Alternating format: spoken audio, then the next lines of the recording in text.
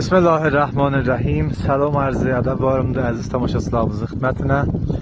Günəmə Fərvərdin ayının 31-i 1403-cü ildən bura Çarımağın Nəbisofu kəndidir, bir gözəl kənd.